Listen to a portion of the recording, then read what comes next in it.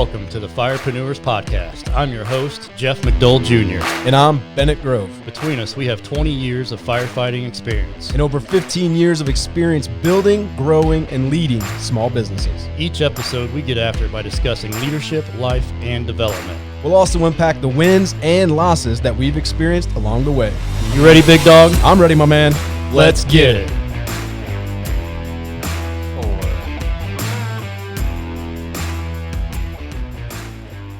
Welcome to another episode of the Firepreneurs Podcast. Today I have on Alonzo Adams. Alonzo is he's a CEO of Busy Bee Cleaning Company, but he's also a certified Conquer coach at AGS Conquer. He is also a real estate entrepreneur. He's a father. He's a husband. He's the Sultan of Swag. Alonzo Adams, welcome to the Firepreneurs Podcast. Thank you, Bennett. Excited to be here, man. Want to set some fire, man. Let's set fire. And fill in the gaps for me. You've kind of been involved in a lot. I know I left out some other things too. Like you've been on some boards. You've been on some associations, and you do the real estate investing. You've got the cleaning company.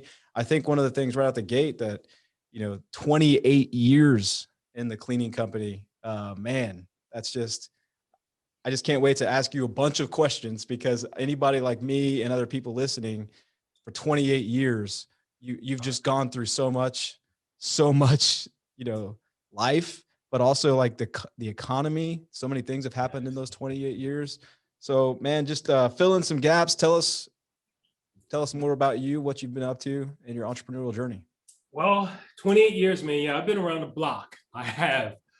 28 years, man, of just being in the cleaning, being in business in cleaning. That's a long time for people, because you got to deal with employees, you got to deal with customer issues, a lot of different moving parts. It's a high turnover business for employees as well. But the one thing is this, man, I will say, in all the things that I have done and I've been involved with, it is rewarding. It's rewarding because the people that have worked for me, the people that have been a part of my team to help me get to this point, hats off to them. And, we got relationships, bonding. I got relationships deep with people that don't even still work here that I have contacts with.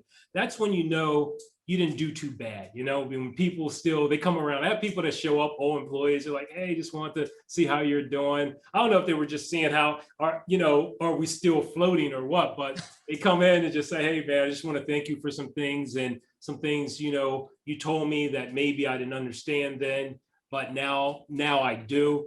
So that's rewarding. It really makes me feel, I touch people in the right way. And that's what I always look to do. I want to always leave people better than the way I found them. And that's been a big rewarding thing to me. I'm in real estate. I got into that later in life. That's something I regret. I wish I got into real estate earlier.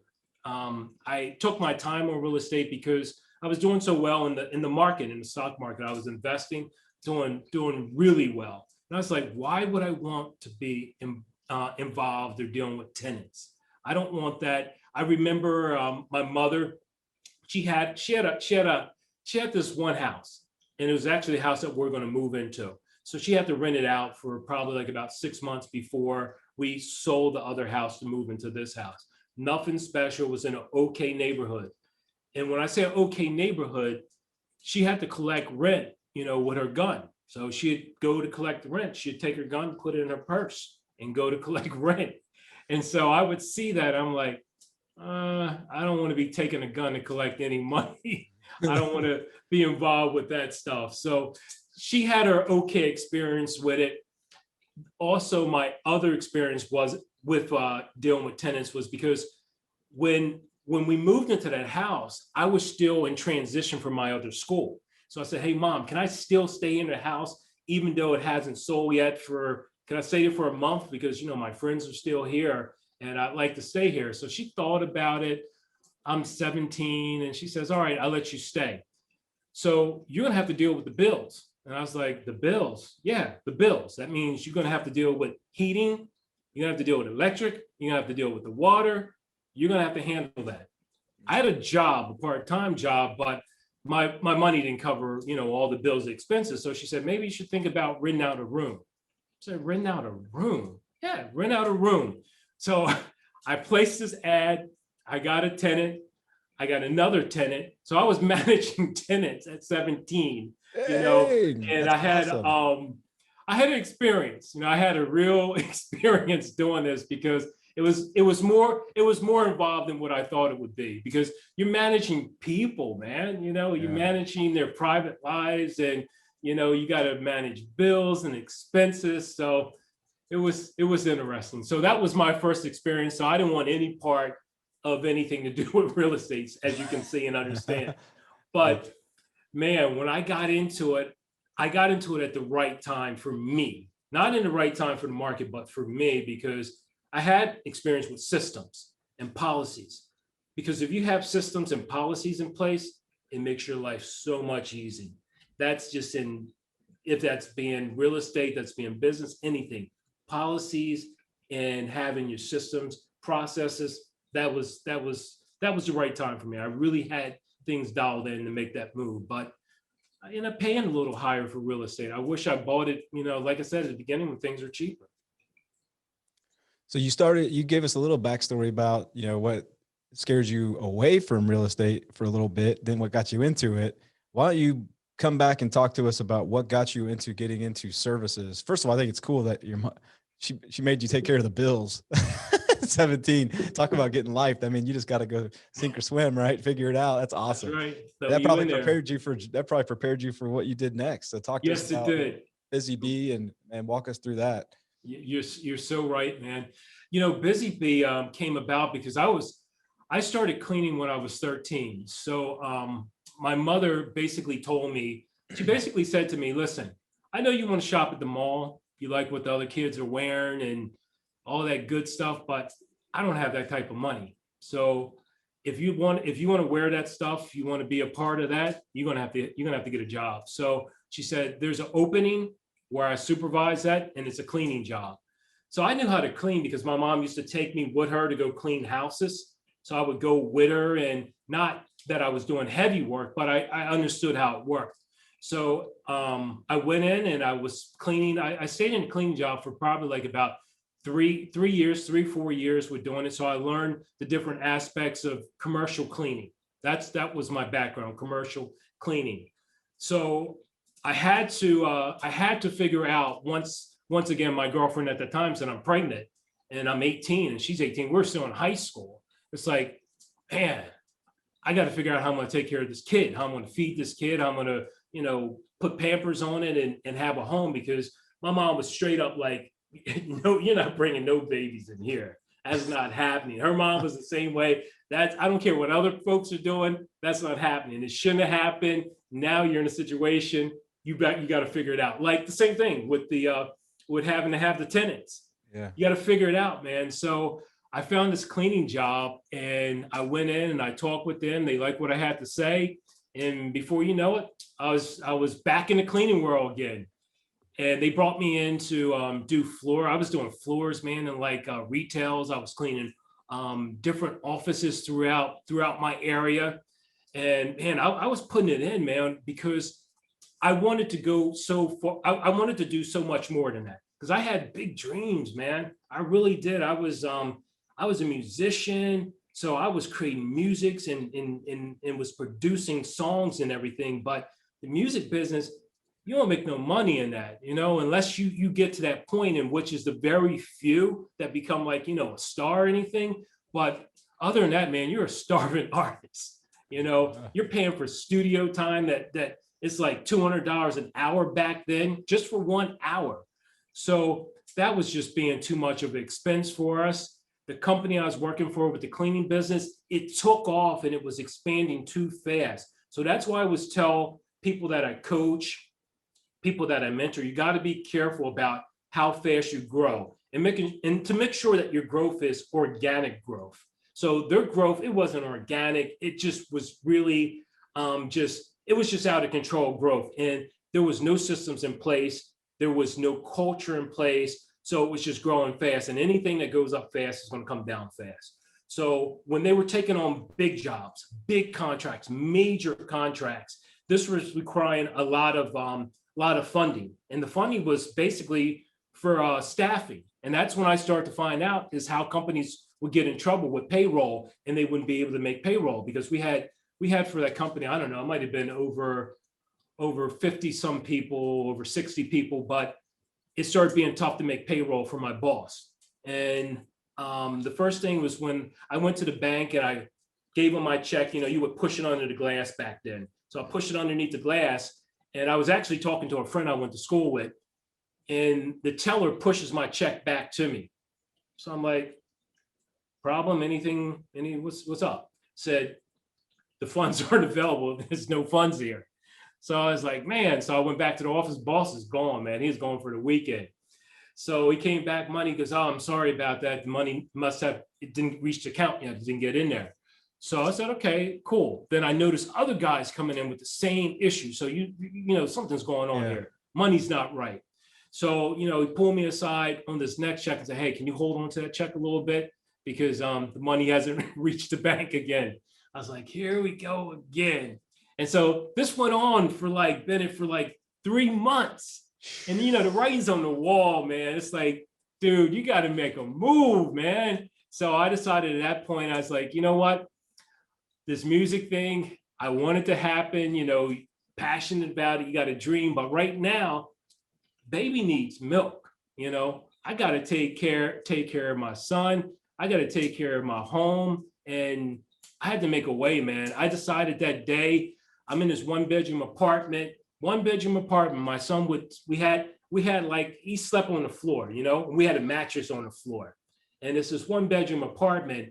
And I looked around at my conditions and my situations, and I'm like, you know what? I'm tired of living between two bars. I live between two bars. So Friday night was crazy. Where's this again, Alonzo? Is this in Philly? This is in Westchester, Pennsylvania, right outside of Philadelphia. Okay. So I'm living between these two bars, and Friday nights always, it kicked it off. And it's all night to 2 a.m, nonstop, and people hang out on the corners. Drugs are being sold across the street. They're being sold on the street. And I had to make a decision, and I had to make a move, what I call a power move. And I got my little briefcase. And at that part, man, I didn't have the good clothes that I have now. We're talking about that sports jacket. So I had this hand-me-down, I put on my hand-me-downs, and I went down to this retail store, and I told them, hey, listen, do you need anybody to take care of the store, the floors, anything here? I can do that. He said, well, we have someone. I said, well, I'm going to leave you with my name and my number. Things don't work out, please call me. So 2 weeks later, they called me. It was my first contract, and I started getting more contracts. And before you know it, my money was matching what I was actually working for Paramount at that time, that company. And so I was like, you know what, it's time to make a move. I gave my boss a 30-day notice, because he was a good dude, really good dude, just wasn't a great leader, but a good dude. And I moved on. That's how I got into the cleaning business. And when I jumped into it, man, I only had one thing in mind, and I'm just going to be honest with you. That was to just get that money, make that money.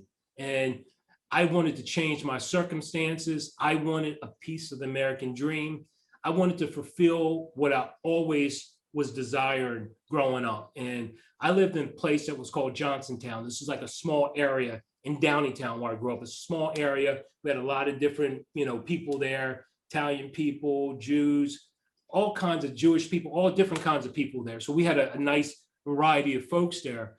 But it was a different area. It was challenging. It was a challenging area because everybody was trying to survive. They were trying to survive, trying to make a better way for themselves, their families.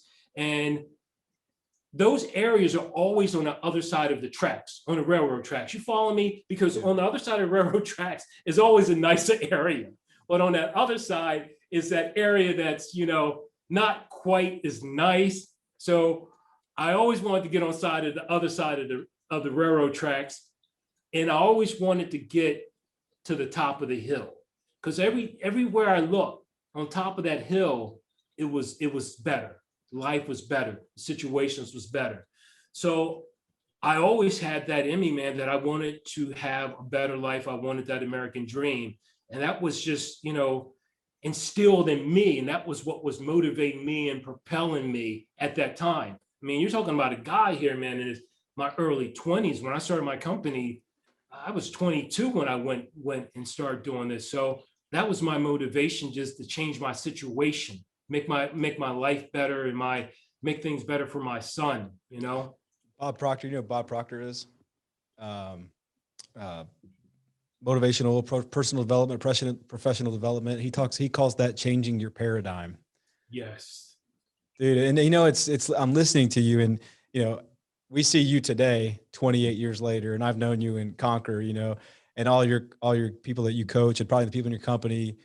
Man, like I love having these conversations. That's why I love the podcast. I get to listen to people like you and you just and learn. But then I try to go to these moments in your story and think about, like, when I had my first son, you know, and I think about what life was like and the decisions that were going through across my mind, and, you know, trying to make the right ones. But dude, you were 19 and you started your company. Like, that's a time when a lot of people will recoil and go to a safe place, right? Well, I need the paycheck. And at that moment you're like, nope, changing my paradigm. I'm getting out of this. I'm going to go do this instead. And you took a huge risk, but you did it because you were already, you know, going back to like 17, when you had to figure out the bills, you were already kind of equipped with a different mindset, right? Yes. And just that area. Fascinating. Yeah, just an area, growing up in that area where, you know, it is so competitive and you are seeing struggle. You are seeing the hustle, the grind. You know, these are all the things, man, that shapes people. And that shaped me. It was that environment, you know? And that's why I said, yeah, honestly, just being straight up with you, of course, that's what you're after, the money, man. That's what it was. It was fueling me because I saw money to a change. That's what it was. And that's what I went after. And some of my earlier stuff, people go back, some of my titles was, you know, let's get this money. You know, that's what it was, man. Let's get this money, man. And that's what I was actually telling people that came to work for me. And that actually is what gave a messed up culture. When I first started, man, the culture was driven by, let's get this money. And I looked for people that basically was after money, man, that they would work the hours, they would be in the grind, they would be there with me going nonstop, because I was looking for people that had that same kind of drive, you know, and they were hypnotized by that. So of course I was hypnotized. It's like, man, I want the European cars, I want the house on the hill, you know, I don't want to watch, I want a timepiece, you know. And so these were things that was just fueling me to keep going. My son coming to me one day, me and my son was outside. And again, I was like around about 20, 21, and we're still in that area, you know, still in that bad area. And my son picks up a crack valve. And when you got a crack valve, they're in colors. So they sell them in colors. They could be, you know, purple, red, yellow, whatever. So he brings it up to me, and he can only say a few words at that age. And he's like, he doesn't know what it is, but it looks cool because it's colorful. It's like, man, got my son picking up crack valves. It's like, I got to change this narrative. I got to flip this. I got to change it. And I know it's patience, because you just don't get there as fast as you want to, but everything is gradual. But it did help me accelerate to when I had to make that move, because I was ambitious. I had a vision, and I had the drive and determination. So there's so many ways I want to go with this, but one that I think I got to pull on the thread a little bit is, so you got started, you're building up the business. It's clear that you had the drive, the ambition. You're talking about some of your whys, but man, 28 years. And I think about your string of 28 years. And we talked about this, like, so to today, back to 28 years ago, you would have gone through, let me get this right. You at least went through a crash, a market crash. You went through the .com crash. You went through the '08 housing crisis. You went through 9/11.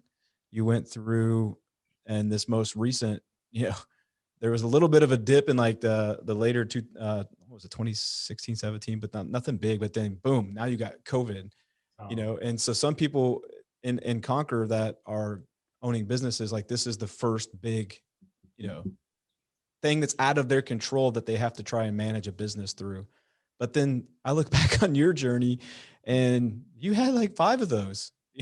Yeah. So walk us through, you know, somebody emerging out of running the business during COVID, talk us through, go back to some of those crashes. What was one that was really before COVID that was really like challenging for you as a business owner, that you kind of, earned some resiliency stripes, and then when COVID came, you were already kind of ready for it because you went through this. What would that have been for you during looking back?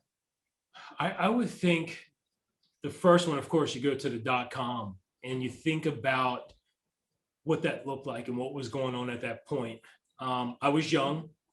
The market again was hot, and I was one of those guys. I was picking up those .com names, and it was very enticing and thrilling to like come in. I come into work, right, Bennett? I come into work, and I would be ready for the market to open. The market opens at 9:30.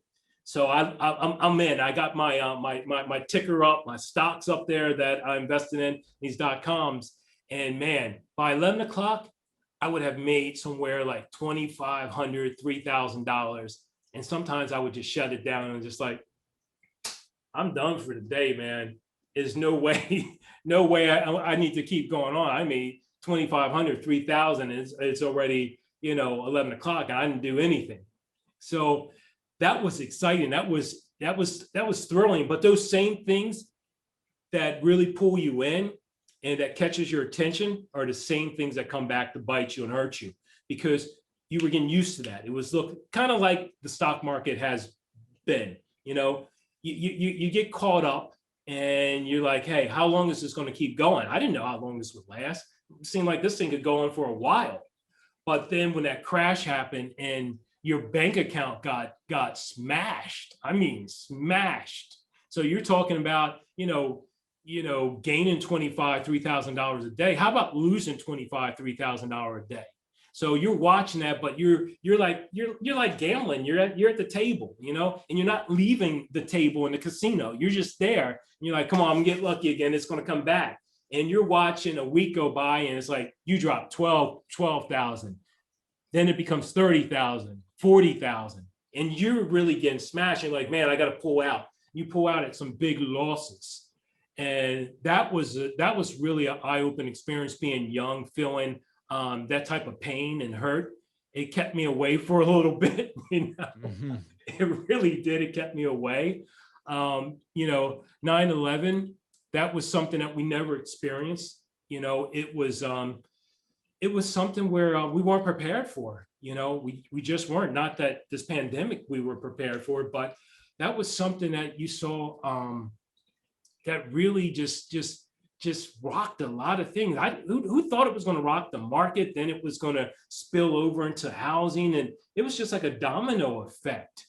And at that point, we were lost, as a country, a nation. But then we start to really band together, and that was a time where we weren't looking so much at color and being a Democrat or Republican. It was time to rally around each other, because it was like, you don't do this to our country. You don't do this to us as people.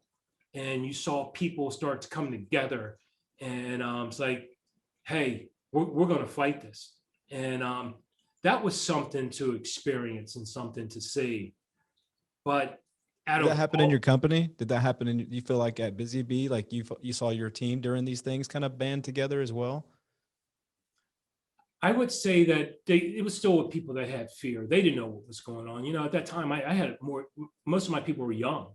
They're young people. So they're basically feeding off of other people's emotions and energy. So, they weren't sure, but I've always felt leadership can override those things.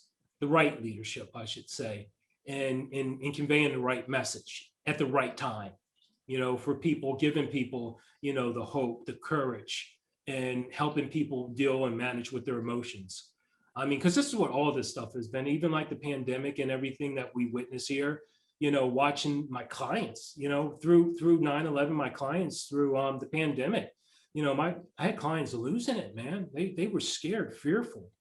And it's really just trying to communicate the message of hope the message of, belief, because people gave up, and when fear sets in and people feel fear, that's all they see is fear, and fear feeds fear because it's contagious, and so are your emotions. So I thought it was important to really open up all channels of communication to staff, to our clients, to people who I mentor. At that point, I'm the chairman of the Association of Residential Cleaning Services International. I had people, man, call me. They're ready to throw in the towel. They're like, listen, we're ready to fold up. My business has been shut down. There's no money coming in. I went out and I done bought a whole fleet of vehicles. I bought a new office. I got new equipment, and there's no money. I don't know when we're going to open back up, or things going to change. People were panicking. Panic was kicking in. People weren't sure when they were going to let us back in their homes because they just didn't feel safe. They didn't know what was going on. They're listening to the news, and whatever news you're watching, whoever you're listening to, there was a lot of mixed messages coming out. So this was a lot of energy, but for me, it was a selfless time, very selfless, because I didn't focus exactly what was going on with my business, as into financially, because I felt that things would be taken care of. We did a very good job of building up reserves. So I recommend all entrepreneurs, reserves, save money, have a minimum. 3 months is a minimum. Really go for 6 months to cover expenses. But we had good reserves built up. But just really letting your people know, one, you're putting them first. Because if your people think that you're putting finances before them, they feel it. They know that you're not coming from a genuine place. So our people knew that we cared about them, and we were going to make sure that we were properly educated, protected, and before we would go back into the homes and provide this level of service. So we felt that we did a very good job of doing that. We had a lot of meetings again through Zoom. We had meetings again that was in person, different types of training that needed to happen. So, we had to really overcome some different obstacles there. But the pandemic, Bennett, to answer your question, that was the most challenging. But again, I'm resilient as a leader. I'm adaptable. We built a company that's adaptable. We were able to adapt to what was going on. And a part of our culture is one, being disciplined. Discipline. That's our culture. Everything from our thoughts, everything is about being disciplined. So that discipline is important, man, for when you can't find your way and you don't know which way to turn or how things should be going. Discipline is what you lean on. That's well said. And it speaks for itself with your track record, because, I just listening to your story to this point, we're not even close to being over yet, but I mean, 19 kid, from that to today, and the things that you went through as a business owner, like that's just the level of resiliency. And people have heard, other people have said this, where it's like, there's no such thing as an overnight success. It was 10 years in the making or 20 years in the making, but to go through all those things and then to come up against the pandemic. I mean, I'm sure, like, for someone who is disciplined like you, it's just another day. You're going to go in there, figure it out, and get it done. That's been your MO since 17, figure out the bills. 19, figure out having a son, the company you relying on, your safety net, right? To put food on the table. Hey, your checks, can you hold on to your checks? I can't cash those right now. You're figuring that out. That's right. You know what? I'm not, I want, like, my paradigm, I'm going to change it. And then you go start a business. One of the most risky things you can do. Right. But not for you. That was just like, I'm going to put my head down. And then, like, .com crash, 9/11, housing crisis, pandemic, like, Alonzo, it's just, for someone like me, this is my 10th year. Anybody else listening, it's pretty inspirational to see someone who just consistency, resiliency, getting through it. I think it's speaking to the things you talked about. So, man, just we're all grateful to have you on and learn from you. So the longevity is very, very cool, man. Yes. So I'm going to have to ask you to tap your memory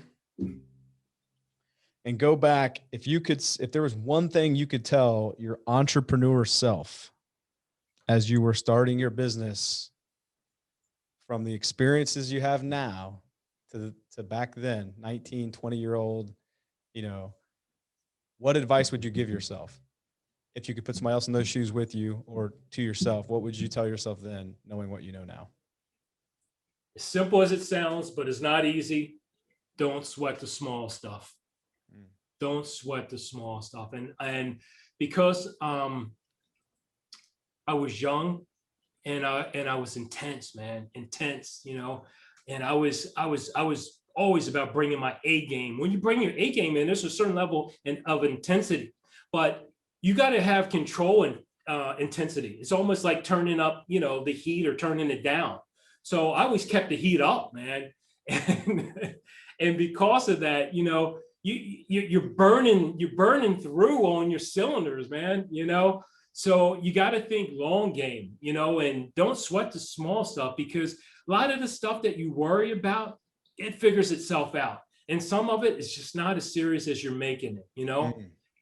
Sometimes we think about, especially the people component of business is huge. You know, person's not working out, the person didn't show up, the person didn't give you notice.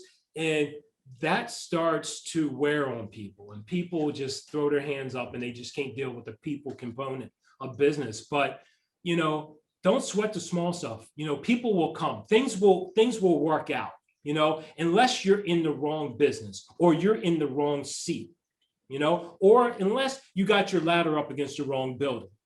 Because I would tell people all day, starting the business is not for everybody. It's not for most people. If it was for everybody, then trust me, everybody would be doing it.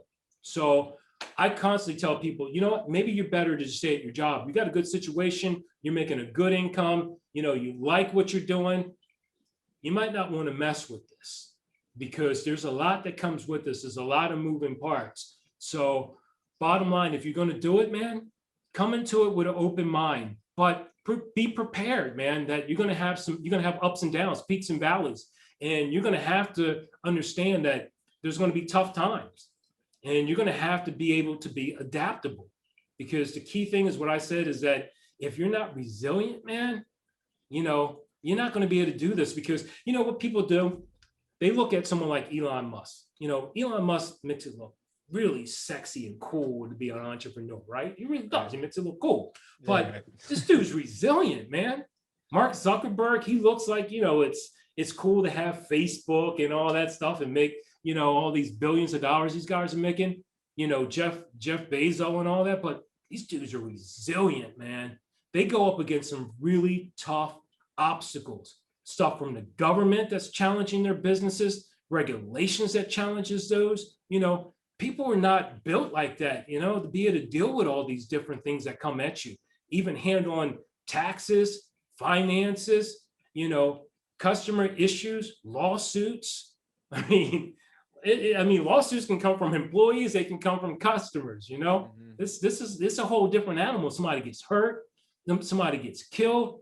This is reality. This is what this is about. But, you know, if you're going to do this, you're going to get into it, know what you're getting into. Do your homework.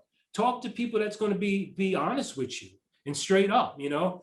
I'm not about talking to cheerleaders in life. You know, I always like people that's going to be, you know, be real with me. Tell me the truth. Let me know the real deal, what I'm in for. You know, don't sugarcoat it. Don't try to twist it. Give it to me raw, you know. And that's what I do for people. I give it to them raw. I don't go tell people. I didn't tell my son. You say, well, is your son in the business? No, he saw his dad.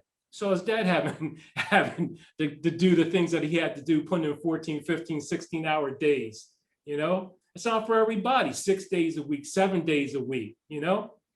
So he had to see that 24/7, 52 weeks, 365, yes. Vacation? What? Who are you talking? Vacation? Nah. What was one of those moments for you, looking back through all the things where you just got, you know, because you went into it 20, you probably didn't have a chance to really know exactly what you were getting into at 20, you know, especially with a kiddo at home and, you know, everything you're facing at that time. As you got, you know, as you built the business, first of all, where's the business at today? How many employees you got? You know, how is it just service still Westchester? Or is it more big of a service area? Yes, we're in Westchester. That's my home base. That's where our office is at. Yeah. So now we've got 20 employees. So we have dropped down from COVID. And there's people still on the sideline. So Yeah. anybody listening, you need a job, send them this way. But you know, we have the 20 people that we have there that go out and do the job. A lot of those people though, they've been with us, wow, on an average of like 11 years. Average employee, 11 years in the cleaning business is like Man, insane, you know? that's amazing. You Yeah. know, my one employee, she's been with us for 22 years. You know, she's a rock star, my rock. Definitely, you know, is a person that's responsible, one of the people that's responsible for our success. You know, so we have some really, really good people here that's, you know, dedicated to the mission. And you know, the respect here is mutual. And the culture had changed though, man. The culture had to change because like I was saying in the beginning, you know, the culture was a go get it culture. Let's get that money type of culture. But now the culture it's shifted because it's about having the right people that fit the culture. You know, sometimes I hear people saying about getting the people, but it's getting the right people.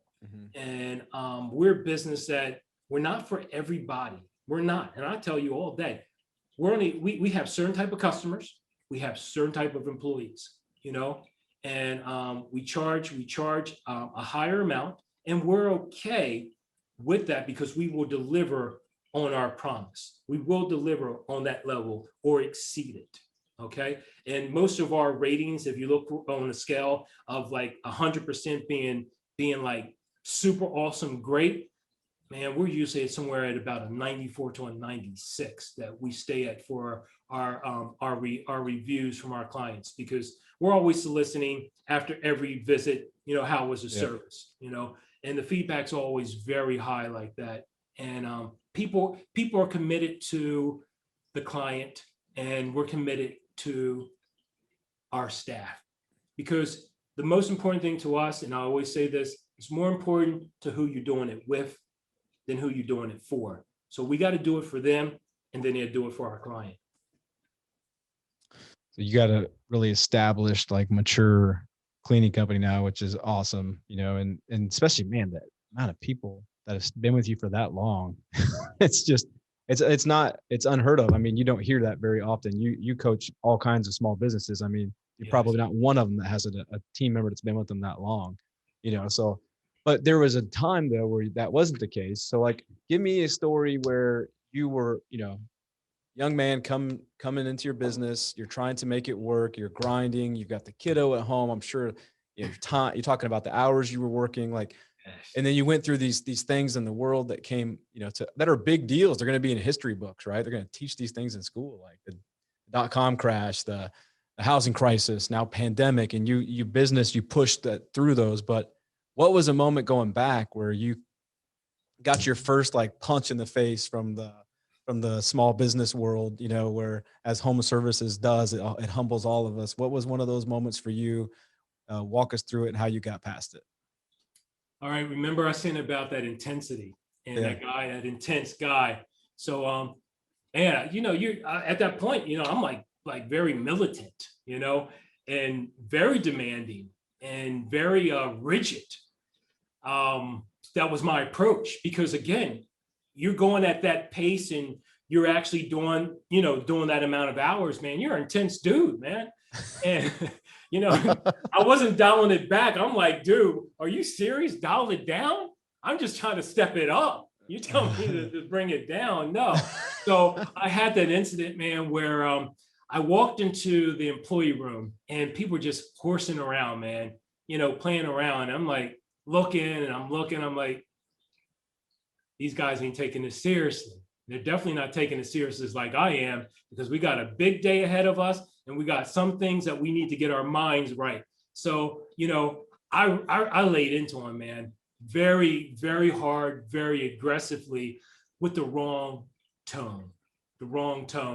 And most of the people in that room didn't take to it not well at all. And I had, man, I guess it was about 90% of that staff at that time walked out. They walked out, man.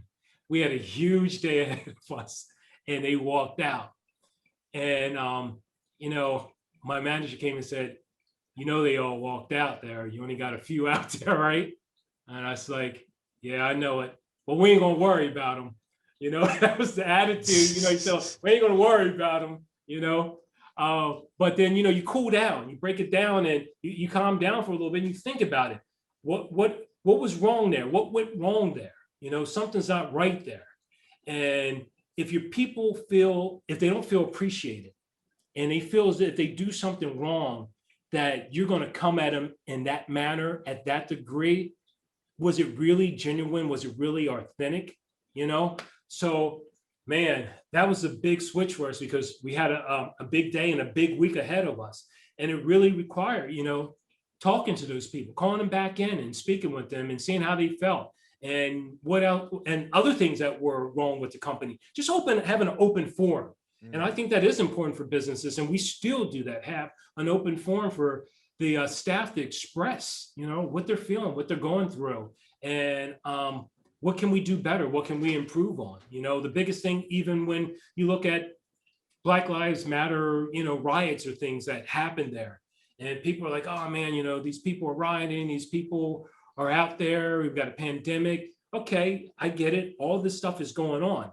But you have people that are confused at that moment, and you having people that need leadership, and you're having people that need to vent and express because they're feeling something. And sometimes that's some things that's been built up, you know, and it's coming to the surface. And that's the one thing is I found out with my team, some things they had built up, man, it was coming to the surface. All it took was that moment for me to lose it that day on them. So it was things that were pinned up. There was things that needed to change. And that biggest thing was that culture needed to change, you know?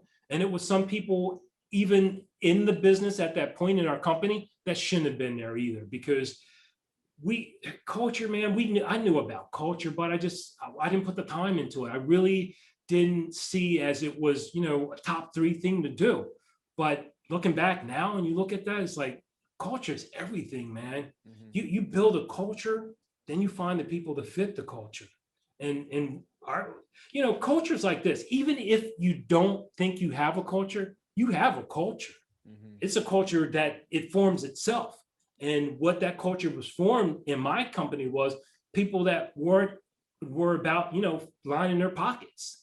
And hey, if that's what they thought they were hired to do, of course, there was nothing expressed about the type of culture with being honest, you know, with being, you know, with servanthood and about being humble and these type of things. There weren't things like that in the culture. So we had to change the culture and rewrite our culture that it was impactful and meaningful. So, you know, I listen to that and I try to think about that moment where 90% of your staff, you know, they get to hear it. They hear it from a man, and then they're like, you know what, we're out. And they walk, and you're staring down the calendar for the whole week. And so I want to think about that. I want to pull back to that because, you know, that moment for a lot of businesses, I think, you know, you don't hear about this in the highlight reels. When people talk about their business, they always give you the highlight reel. Like, oh, I always knew exactly what to say and I always said the right thing. And I always did this. I never made mistakes. Like, come on, man. Like, are you kidding? Like, everybody's had a moment like the one you described where, you know, it just, the emotions come to the surface and we have a moment of failure. Right. But like, when you look back at that moment though, like that's in real time, that would drop some people to their knees to lose 90% of their staff. Yes. Like, what am I going to do? You know, that would be the thing. People be like, that's it. That was the final straw. I'm done. I'm packing it in. But instead, it sounds like you calmed down and you had the second conversation. So the first one was the event, but you went and had the second conversation with some of these people. Did they come back? Did you get some of them to come back and got every single person back? Every single person. Did you really? When we invested the time to listen. Because sometimes as leaders, we're just talking at people. But the most important thing is to listen. You know, is to listen and get on the other side of the table. And that's the most important thing when I'm big into emotional intelligence. And emotional intelligence means you've got to be able to feel someone else's emotions. And when you can feel someone else's emotions and you can allow yourself for that moment just to understand where they're coming from. Because, Stephen Covey says the most important thing is seek first to understand, then to be understood. That has stayed with me for so long because we're so much pushing for people to understand us, but we're not taking enough time to really understand them and their situations and what they go through, their struggles, their ups and downs, or just their emotions. That is well said.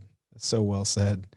I think about that, what you just mapped out there for us. If anybody listening could just like slow down and process, because it's so important for people on the other side of the table. If all you're doing is listening to them and waiting for them to stop talking so that you can say what you want to say, you're going to find yourself in a situation just like this one, right? Where 90% of the staff walks out one day, because eventually there's a compounding effect and it will catch up with you. But you had a moment where you did go have the second conversation, which, back to the emotional intelligence, is really key. I mean, Yes. who said this? Patrick, but Patrick Bet David is. He's got yes, I love him. valuetainment. I love him. He's a Yes. riot. Yeah. He's got some good stuff there. But like, he said something that in his business, he had a moment just like this, and he was describing it.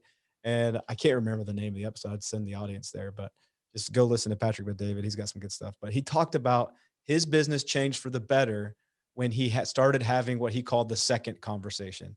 Like, if he would have the moment of conversation where he was kind of hard on somebody or came down on somebody in the early years of his business, like, that would be the end of it, and then they would eventually phase out. Right. But then he started, when he'd have that moment where it was kind of, a little fiery, breathing a little heat, he'd go back to the office and like process. And he'd be like, you know what? I need to call Alonzo back and say, listen, man, I'm sorry. I was breathing a little fire, but we're on the same page now. And like, he would have the second conversation where he would try to like, come back down to relating. And he said that was like a game changer for his business. I mean, his company's huge now, but like, he was a small growing company at that time, and he was losing people for that reason. So like, what you're talking about here is a real scenario that I think almost any firepreneur, entrepreneur is going to come up against, because I think about firefighters that are trying to build a business, and that you said I was militant, I was going to get it done. I wanted the real deal. Like, that's how firemen are. They want to go put their head down and get the thing done, So if you're running a business and you're a firefighter, there's going to be this tendency to be like, hey, get it done. That's right. You got to sometimes step back and realize not everybody's been through what you've gone through, and you got to like, right. Listen. You're so right. Sometimes we're always trying to speak from the position we're at. And if we don't learn how to come down to meet people where they're at, then we're not as effective as a leader. That's where the true essence of leadership is. It's meeting people where they're at, and as leaders, sometimes we're not willing to do that. It's like, it's my way or the highway. Don't get me wrong. There's things that I have that are my non-negotiables now. That's without question. But you have to be in a position where you can feel and listen. Because sometimes, even like we're saying, listening, but just feel those raw emotions of the person, and see. I mean, listen, there's some people that are very emotional, and that's out there, and you may never be able to understand their emotions. But for the most part, if you take time to do that, most people you will. So let's shift gears into coaching. Coach Alonzo Adams and AGS Conquer. You've got, I think at this point, dozens of clients and coaching between Conquer and some of the other things you've done in your boards and your associations. When you think about the journey, the entrepreneurial journey, what piece of advice do you find yourself giving the most with your amount of experience, 28 years, all the things you've gone through, and now you're coaching people who are possibly in year 1, year 3, year 5, year 10? What piece of advice do you hear yourself giving consistently? I know that you told us what you would go back and tell yourself, but like, what's a common thread? I would tell you right now, invest heavily in training. Train your people. invest into that. That will make a huge difference in your business and make your life extremely satisfying if you can do that. The other things is just educating yourself, man. Really educate yourself in what you're doing. Learn everything you can about your industry. Get certified if you can. Really network. Be a part of some type of association or group or something that you can really get certified in what you're doing, because there's too many guys out here that's in industries. They're just guys winging it, man. They're giving a bad name to pressure washing, a bad name to power washing, window cleaning, house cleaning, office cleaning. They're just not certified and professionally trained. They're doing things all the wrong way, and they're just giving a bad rep to different industries. So please go somewhere, get yourself educated, get certified. The other thing I think about, have an end game, man. Have an end game. Covey said, begin with the end in mind. So have an idea when this thing is going to end. I was coaching one of my guys, and I was telling him, it's like, okay, what's your end game? It's like, what do you mean an end game? End game. When are you looking to get out? When are you looking to be done with this, or how far is this going to go? Oh, I didn't think about it. Yeah, you should think about it. You really should think about it. Just have an end game, man. I mean, are you going to pivot into something else? Because I listen, for my business, I always go off of what Michael Gerber from the E-Myth said. You know what? You build this business to sell it, even if you don't sell it, but you build it like you're going to sell the business, because then you're going to create the systems and processes in place for, if you decide to sell it, you can sell it. So that's huge to me. Keep that 6 months reserves. Remember, we're talking about that, man. Keep that reserves there. And people is your most important asset, because I think of it, I always think of, the 4 areas of business, because you got the people, you got strategy, you got execution, and then you got the finances, which is, to me, I will always think of it in terms of cash. And this is something that is like in Gazelle training, where you have the Rockefeller habits and by Vern Harnish. You got to think about those different areas. And the most important one is the people comes first, because without the people, there's no way you can create the strategy, and it's impossible to execute, and you're not going to be able to get the money, the cash, So I look at it in that order. The other thing too, let me bring this, because I see this so much. Please. I gotta say this. Okay. Be yourself. Be yourself. At the end of the day, be yourself. You don't need to be, Alonzo. You don't need to be Patrick Clark. You don't need to build, it's good to take from these guys.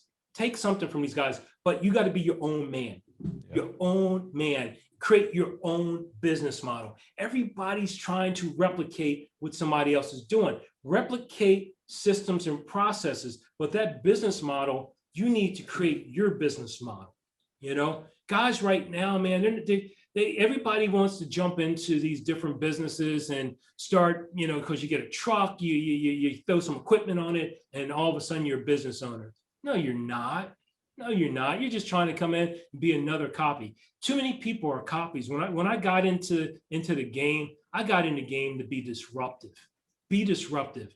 And I look at this as the game, and I say it the game because business is a game. You're in a game.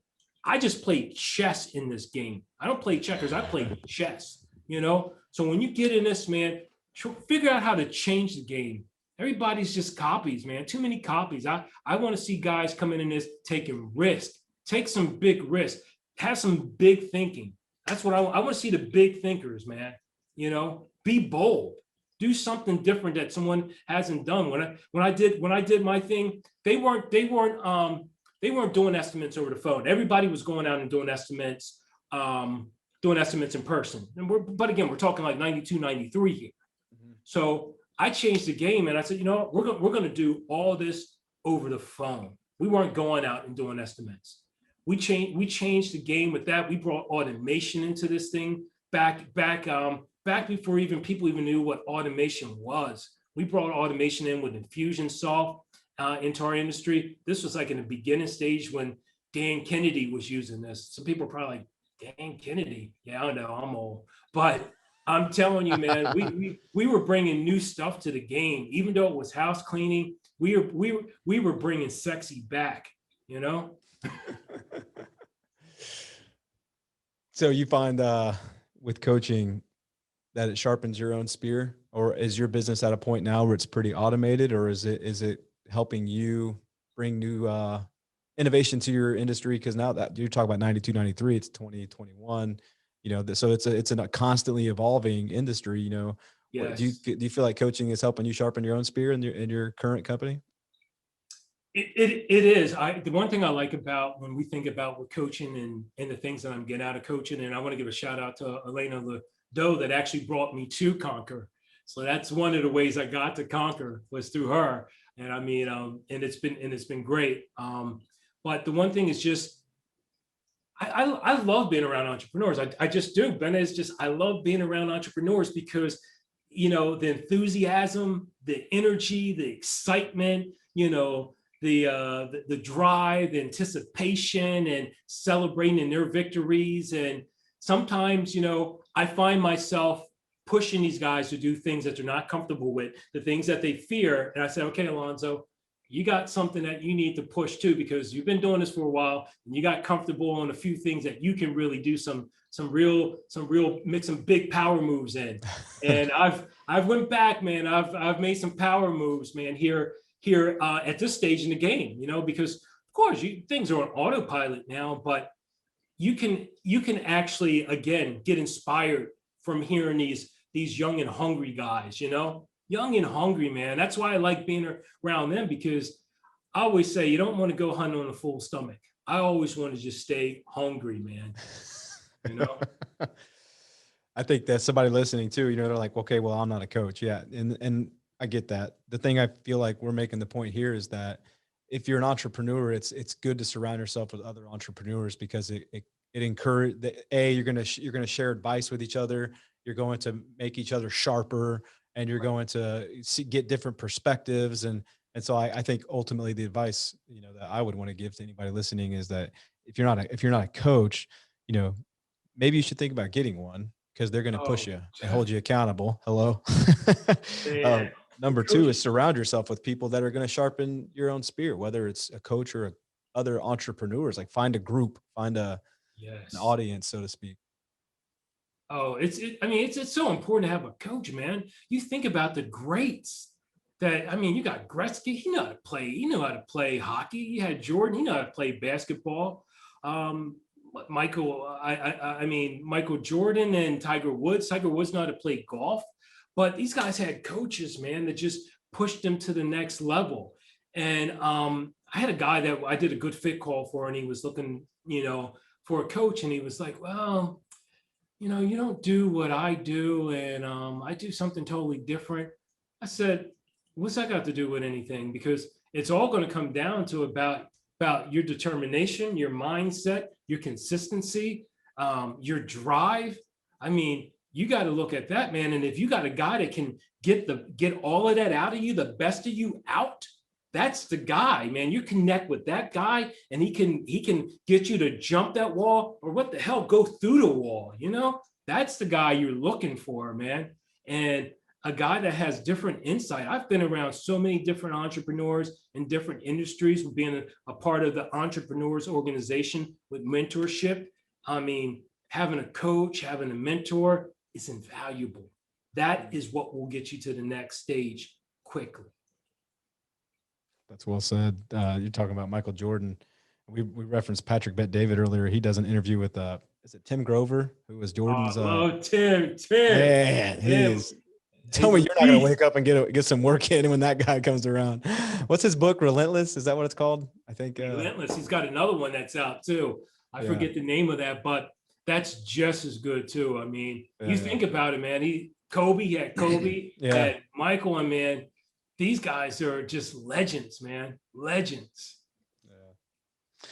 Alonzo, if you find yourself giving a book recommendation, if you could only give two books to people you coach or mentor, what are the two books you find yourself giving out as recommendations often, whether it's audio or you read it hard copy? What are 2 books? Man, why are you gonna say 2 books, man? You're talking to a guy that has a library in his home. Just a room. The room's just a library, man. That's what it is. Well, maybe we need to put episode notes to your library then in the podcast description. Oh man, I would have to say one of the books that was a big change for me was Getting Things Done. That was a big change for me. It's the GTD method, because you know what it is with all of us as entrepreneurs. You know, entrepreneurs have ADD. That's just what they are. They're all over the place. They're jumping at all shiny objects and ideas. You know, they're listening to podcasts, reading books, and they're all over the map. And they have a lot of ideas, man. They want to do a lot of things, you know, so their mind is always just cooking. And the motors are just constantly, the gears are spinning. But the one thing is that getting things done, one of the most important things was getting it out of my head and capturing it somewhere, you know, and not walking around with all these things in my head. Because when you got all these ideas and the next thing you're thinking about doing, or how you're going to try to solve this issue or that problem, your head is way down. That is not the best you. You know, people are getting a very diluted version of you. So to be very potent and be the best you can be, get that stuff out your head, man. Capture it somewhere. Have some type of device or paper, notepad, write it down, but don't walk around with your head. Your head is not a storage device. And too many people are walking around with too much in their heads, man. Capture. You got Evernote. You got these, what, man? You got these iPhones, man. Life is beautiful. I didn't have that back then, man. You can be a killer nowadays with this, you know? Yeah. Man, I was dealing with a word processor, you know? I thought I was something, man, when I had a BlackBerry. You couldn't touch me when I had a BlackBerry, you know? That's one bit. The other book I would say is a game changer for me was Awaken the Giant Within from it was Anthony Robbins back then. Now we call him Tony Robbins, and he's definitely an OG. But Awaken the Giant Within, man, because you know what, he was basically speaking to people like me and other people, is that we got power, man. We really do, and we got to really like deliver in big ways by doing powerful things. And we all have this giant within us, but we just minimize it, man, because we're playing small. You know, he was telling you, yo, you got to play big, man. Really play big. And your mind is what's holding you back. It's all mentality that's holding you back. You got a giant within inside of you that can just crush it. But you got to awaken that, man, because it's asleep in there. And so reading that book, I think I was reading that book. I was somewhere, man, I was probably about 19, about 20 or something. And I'm looking at, you know, where my life was, and you're not feeling as powerful. But man, when I was reading that, I was becoming powerful. When you become powerful, you can do big things, man. I mean, your confidence starts to just grow, and you start really believing whatever obstacles there, I will destroy, I will annihilate that obstacle. And that spoke to me, you know. That spoke to me, you know. That's awesome. I think anybody listening right now is like, they got their knee jamming, right? They're getting ready to hop out of the car and go do some work. You've got everybody fired up. Yes. But a book, let me be clear, I'm gonna sneak one in there, man. Okay, go for it. I recommend The Obstacle is the Way, Ryan Holiday.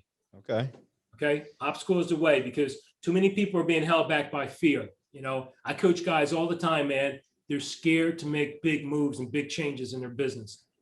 You know, but The Obstacle is the Way is teaching people to get out of their comfort zone, because too many people, again, they're not doing big things, they're playing small.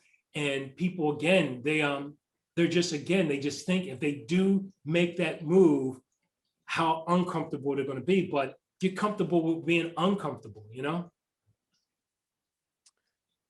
If you had a billboard, so speaking of books, I've referenced this one on the podcast multiple times. I stole this question from Tim Ferriss, but I love this question. And so I'm going to go ahead and pass it on. You have a billboard, everybody can see it.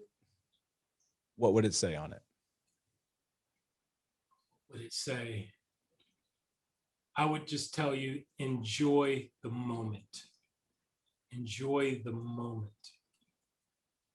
The moment is where everything beautifully happens, because we take too much for granted, and we're too much in the future and too much in the past, but not enough in the moment, in the present. Because majority of people spend 70% of their time in the future. They do. And then they spend that other 10, 15% in the past, and then they spend that small 10% in the present.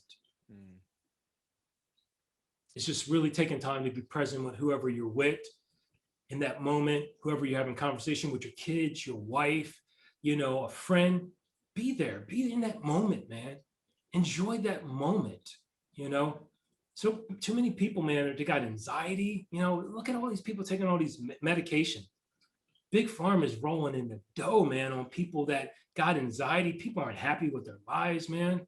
We got in our area, the school district has experienced these teen suicides. Everybody's just, again, they just, the moment, enjoy the moment. Teach our kids that, our kids are just always thinking of what to look forward to. How about the moment? How about the present? How about we teach it? How about we be an example of being in the moment? Enjoy that moment. Be intentional about the moment. As well said. Well said by tell everybody what an OGG is. That's original go-getter, man. But there's only a few OGGs, man, because, man, they don't make them like they used to. They don't, man. I the dudes back in the day, man, they set the bar. Right now, the bar is being lowered, man. Tim keeps raising it. Tim Grover, he's raising the bar. I love it. It's really pushing men to really be men, be who we are. Men have to have a certain confidence about them, a certain swagger about them, a certain grit, certain toughness about them, man. I'm not seeing that, man. Men are folding too easy now. We got to have have the dog in us, man. I got dog in me.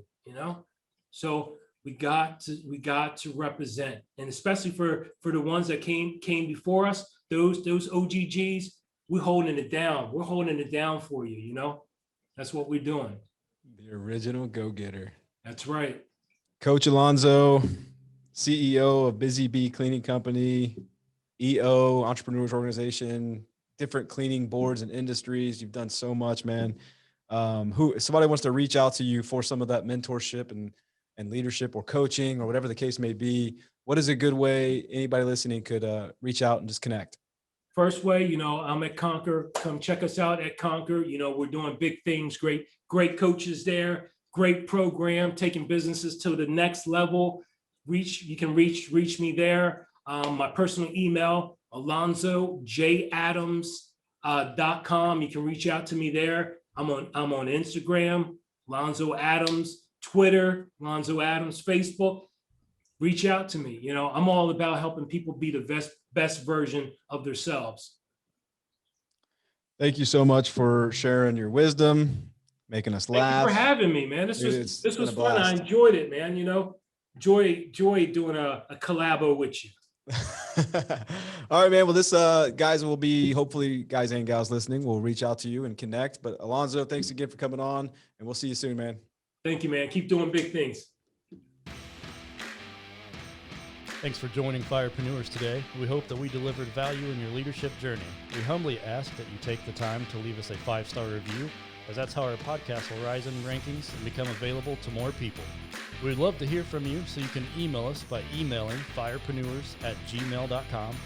Follow us on Facebook, Instagram, or by watching us on our Firepreneurs YouTube channel. Stay hungry and get after it.